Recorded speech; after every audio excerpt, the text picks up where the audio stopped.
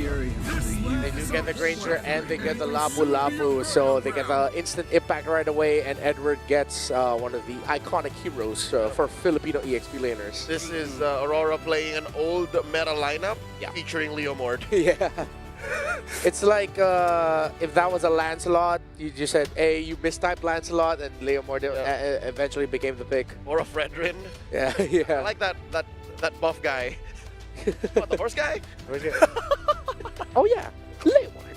Both of which fits. I think here, blue, probably. I mean, it feels weird if you go into the Yuuzhan because now it's like, now we have a potential coin flip that we have to worry about. Alice, even more of a sandbag. It's still looking towards that team fight. Next year, Uranus. Oh, this is gonna be a tough one for Aurora.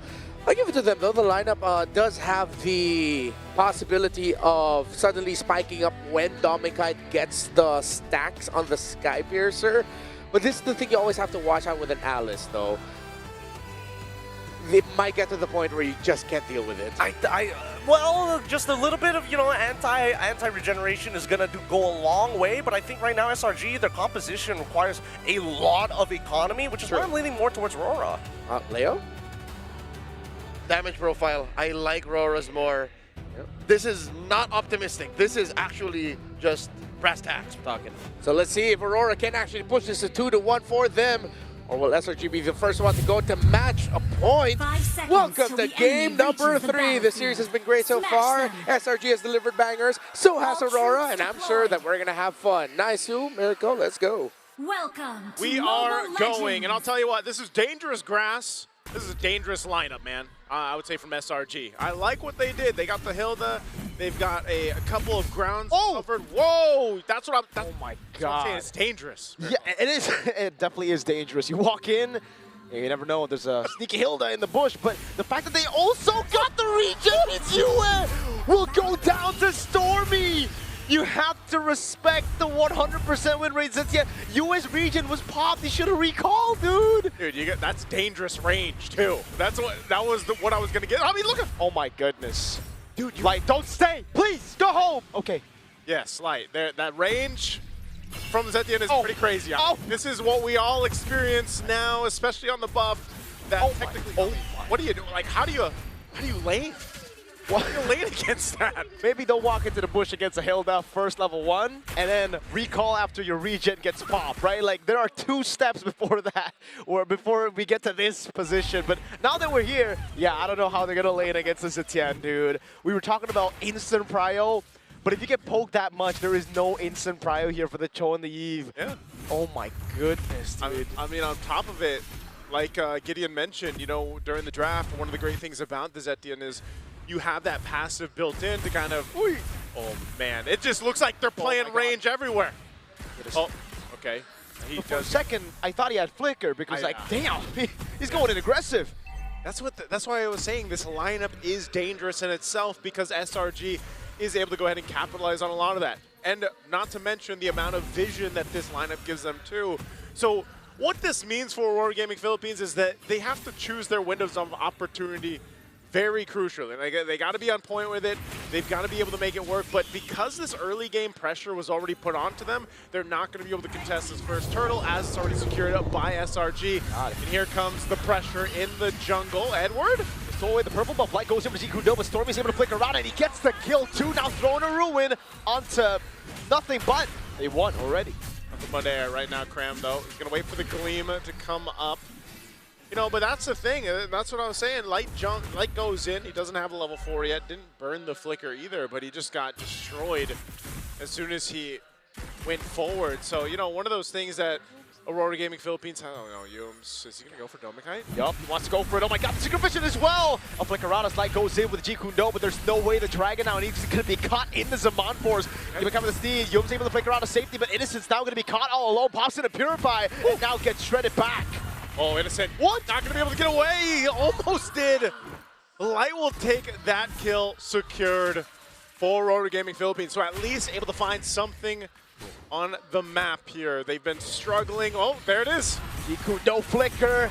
That's Light giving the kill over to Domikite. And finally, he has some space to breathe, dude. He's already 2 levels down on Innocent. Yeah. Oh. Is Domenkite going to be able to get away? Okay, very close. Oh my god! They don't want to stop! Skies shoots Domenkite down with the arrow. Domenkite's just let me play, guys. I'm trying to get out of here. He had so much attention towards his lane, but that's exactly what you need to do if you're SRG. Put the pressure on Domenkite or elsewhere, because you have so many opportunities to be able to do that. You've got so much vision to play into. So now with this bit of a lead they built up, Turtle's going to be up at about 15, and they'll be in a good position for that. And, you know, RORA Gaming Philippines has to kind of go back to the drawing board with this lineup and just kind of slow down. Part of this lineup is allowing that scalability to happen because they're losing the range battle. A lot of this is because, you know, you have to rely on the Cho. Now that you're around level 4, you have a little bit of protection, of course, with UA's RWM. But they want to go and contest this Turtle. Look at the poke. Before the fight even starts, Light is already down to a quarter of health as Cram holds on to the Turtle. Now Phantom Steed coming down for Demonkite, but it's going to be Cram zoning him away with the help of Yums. Bravest fighter from Edward doesn't get it down. Fury of the Phoenix, though. Yums doing a ruin on Demonkite! Oh, that was a great take. Domenkite and UA are here to set up. Yums might be able to actually get away still. Light goes under the safety of the turret, but second Turtle goes in the hands of SRG. Oh no, this is tough. I don't think they're just forcing them to take the long route, man. Yeah, Yums wants to stop the recall again, and he does! Light has to move. That was a feint from Yums. He didn't even know. It's a dangerous Hilda, man. I'm telling you. Like, It's the most annoying Hilda I've ever seen. it's the way it's meant to be played. Yums is doing great work here, being a threat, especially on those, you know, those spaces around the jungle where Demonkite is trying to go ahead and try to get some vision or contest these objectives, but Yums providing so much information to SRG's lineup just kind of gives them an easy time to take objectives, and honestly, that's probably how the next Turtle's going to go as well. RORA Gaming Philippines, in the meantime, have to go ahead and play in to pick off potential. The problem with that is, like I said, who are you going to pick off? Well, most of the time, you're going to have to try to make a play either in the gold lane, because trying to find out either Yums or Stormy and get through that passive is hard enough. So that's why Light has to just kind of protect Domenkite and pick off Innocent if you can, but then you also have a Purify there. So that's the rapid boots for Domenkite, and he actually went Hunter Strike. So no Sky Piercer yet, and it makes sense. Demon, oh my lord, that is a tilter. Phantom Steed used after, what, 2 shots on a Mountain Shocker. Innocent in the bottom lane winning hard in this matchup as well. This ain't looking good for the Northern Lights. Yeah, this is what I'm saying, man. It's losing on all fronts right now if you're RORA Gaming Philippines, and you know, you can kind of see it in the way that they're moving around the map, some of the decisions that they're making, and SRG knows to continue to put the pressure where they can. Demonkite isn't falling too far behind in terms of levels or anything, but it's more so of, you know, what can this lineup actually do at this portion of the game, and it's just not too much yet. So it's kind of more of a survival strategy for Aurora right now. This last Turtle of the game's coming up. So letting our Red Giants will go ahead and swing on forward. It looks like Aurora still wants to go ahead and show face here, but Domenkite less than half health. Yep. It'll be really hard to pull off. Yums is 1v1ing there. Light, oh, he goes for the way of the dragon earlier with Zikuno as well, but he couldn't find it now with the throw in the ruin and the Fury of the Peaks. Demonkite zone. Yums again giving it to the kill. At least they're able to pick up a kill back on Skies, but Demonkite zone completely away. Zoned away, and Edward falls in exchange. That Turtle's going to be there to take Demonkite, and Light trying to get away, but Cram and Yums are there, and Demonkite falls for the second time in the game as a third Turtle is secured for SRG. The Red Giants are just stomping through Aurora Gaming Philippines. Skies died there, and still, they weren't able to win it out. Innocent.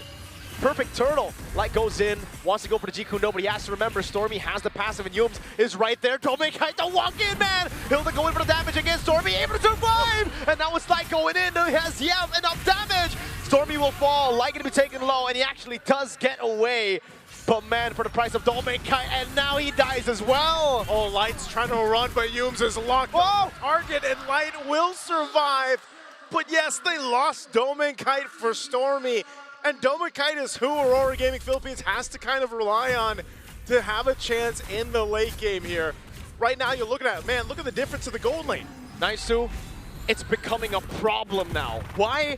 Because look at Domenkite. You know Sky Piercer. He's like, yeah, nah, that ain't working. I need more damage right now because if I don't farm, I won't even have enough bullets to get those executions. Yeah. I don't know if we're going to see a Sky Piercer at all. If we do, maybe Probably, yeah. second to last item or last item, if somehow Aurora Yeah. Philippines gets control of this game. But right now, from the start, it has been no control at all. They just kind of, they're on the roller coaster of SRG, and they've just buckled in, basically. Like, it's really difficult to make this composition work because of just what is provided with the range, the vision, and everything else, like we mentioned, for SRG. So for Aurora, they're almost in this moment where it's like, all right, Dome and Kite will protect you with everything we have, you know, and hopefully that Granger will scale up. Same thing with Eve. I mean, Eve can also scale up pretty well. We've seen some great Eve RWMs change the tide of these games or team fights.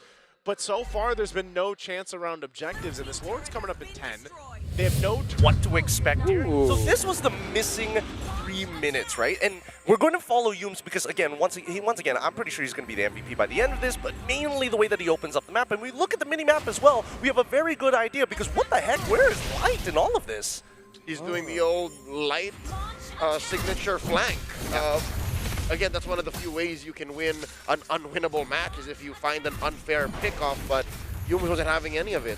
Yeah. Of course, just to remind everyone who may have just hopped onto the stream now, this is the 3 minutes that we were not able to witness. Again, it did not affect tournament integrity and the play of the players, just us who saw it. So now we get to see that missing 3 minutes and this Lord fight that did go to SRG.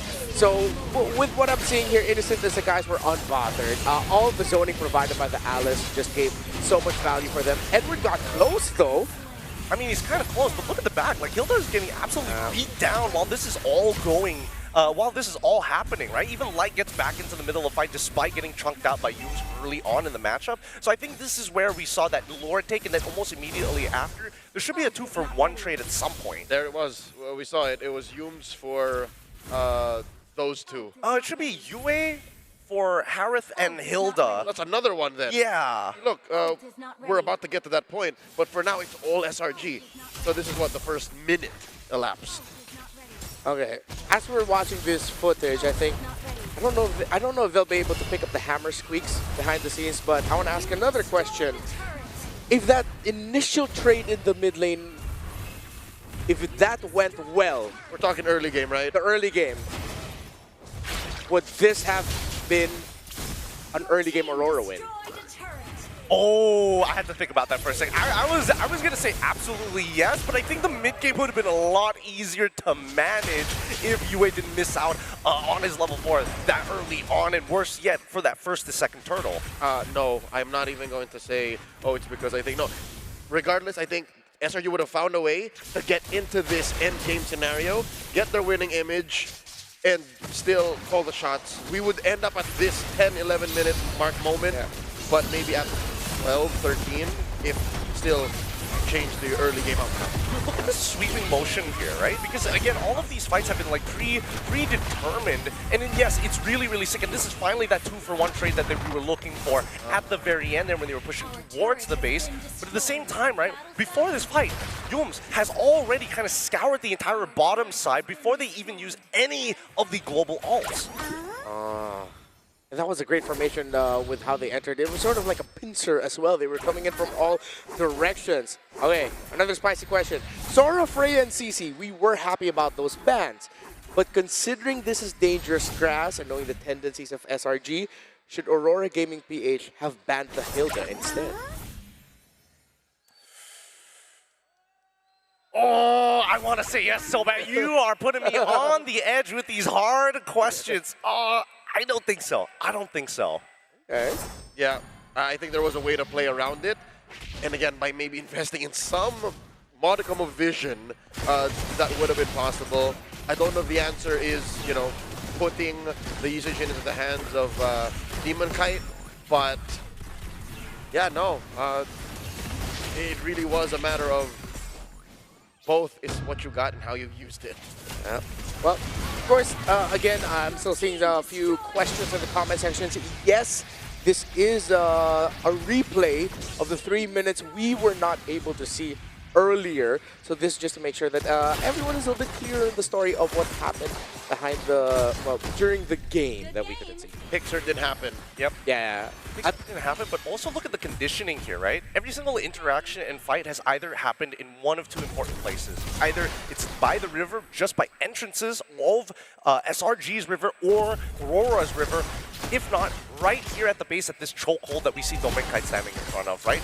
Every time they're caught in that chokehold, it is a losing fight for RORA. And here's the thing, RORA can never choose where the fight happens. Sure, Light can find these weird angles, but usually he's outnumbered. Because again, the vision diff. Yeah. So, not just that it's dangerous grass or skill, it's because... Okay. 12 minutes in, about to be 13. Lord was already taken earlier. No baser is taken, but the top side baser is already really low. And SRG Still have a 6,000 gold lead, so they built 1K over the course of the few minutes we were gone. All right. Lord is up. SRG still in control. Nothing changed. I mean, that was quite the long ultimate from Hellkurt. That's not even in the game, but hey, we're back. RORA seems to somehow defend their base turrets at least, but now they're going to have to do it again with Lord security here for SRG.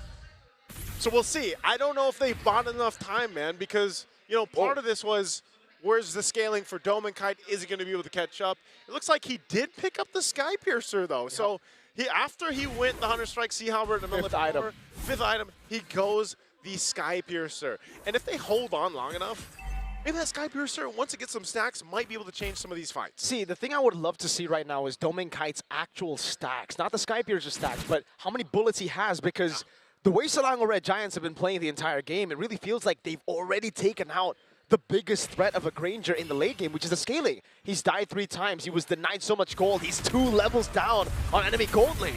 Well, we'll see if this actually plays a part. They're going to be able to clear out that mid lane, but they still have to deal with the Lord up top.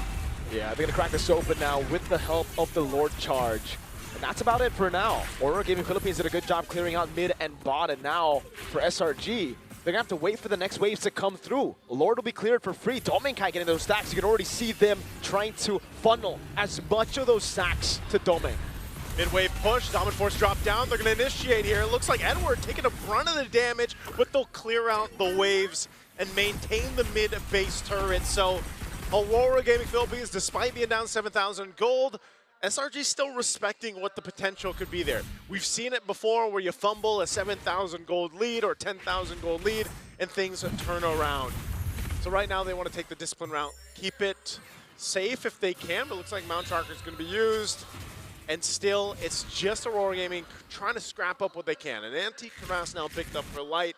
Maybe going to make his, maybe it'll allow him to stay alive a little bit longer once he's trying to get those kicks off. But also there's a whole lot of now magic damage and penetration that SRG is able to utilize because of the fact that you have the Divine Glaives to worry about and even that Holy Crystal Divine Glaive over here for the rest of the lineup. Now a little bit more defensiveness for SRG as well.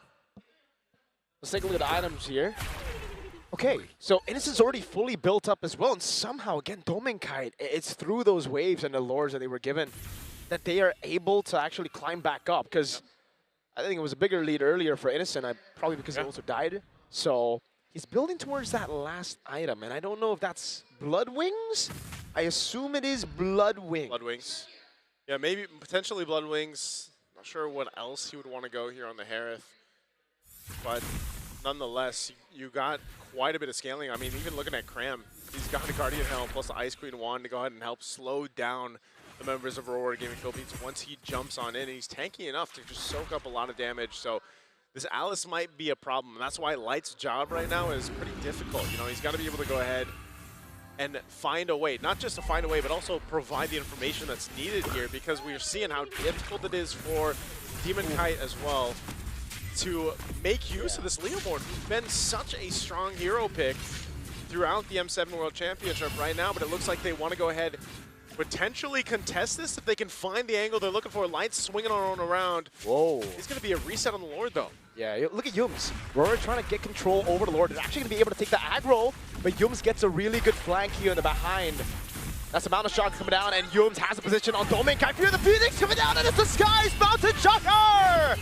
Domenkite is gone in an instant, and now RORA's on the run But with those 2 kills as Yue fell as well, SRG gives the call. They want to push down the bottom lane. That's the problem when you play a clean front to back. Yums doesn't care, and he cancels out the recall of Demon Kite. What a read by Yums! And there's no way Demon Kite can go for the 1v1 here. It's gonna be Innocent jumping into Zaman Force over on Edward. He's trying to buy some time. Light doing a good job at forcing the minions to the mid-turn, but he will fall. Oh, they clear out the minions so they stay a little bit longer. Demon Kite still being chased down, and he just wants to buy enough time. You have Edward still alive, but can he delay this further? Now it's Innocent again. Zaman Force coming down. Edward already used the Bravest Spider. He's going to go down.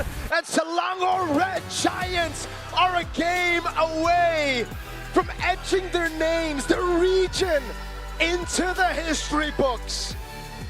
SRG came out swinging once again in this Game 3 against Aurora Gaming Philippines, and they made it look so good. Just a great performance. Again, synergy as well on display here from SRG. And you can see the faces here of RORA. They have a lot to consider with this